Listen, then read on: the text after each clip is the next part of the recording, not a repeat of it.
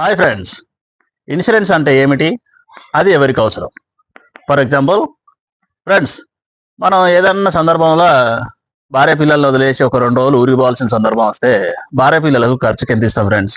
ఒక 500 1000 ఏదో ఇస్తాం పోతాం. ఒక వారం అయితే ఒక 4000 ఇస్తాం అనుకోండి ఫ్రెండ్స్.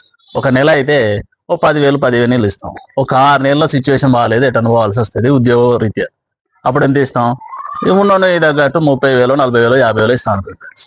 ఏదైనా అనుకోని సంఘటన జరిగి మనం తిరిగి రాని లోకాలకు పోవాల్సి వచ్చిపోతే మన కుటుంబానికి ఎంత అవసరం? దీన్నే ఇన్సూరెన్స్ అంటారు ఫ్రెండ్స్. ఇది ఖచ్చితంగా అందరికీ ఉండాల్సిందే. ప్రపంచంలో కూడు గూడు గుడ్డ అని 3 అంటారు కదా ఫ్రెండ్స్. ఖచ్చితంగా 4వది కూడా అవసరం, అది లైఫ్ ఇన్సూరెన్స్.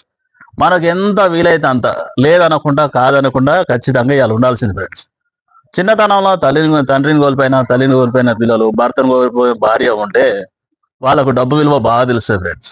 ఎవరు గారు లోకాలు కాబట్టి మనకు సఫిషియెంట్ ఇన్కమ్ ఉంటే ఎంతో కొంత పాలసీ లేకుండా అసలు ఉండనే వద్దు ఫ్రెండ్స్.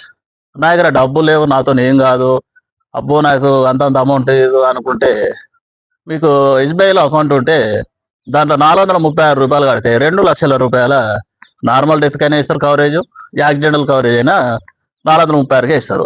ఇంకొకసారి 1000 రూపాయలు ఉన్నాయి అనుకోండి ఫ్రెండ్స్. 1000 రూపాయలు ఉంటే 1000 రూపాయలకు 20 లక్షల కవరేజ్, అది కూడా యాక్సిడెంటల్ కవరేజ్ ఎస్బీఐ బ్యాంకులో అందుబాటులో ఉంటాయి.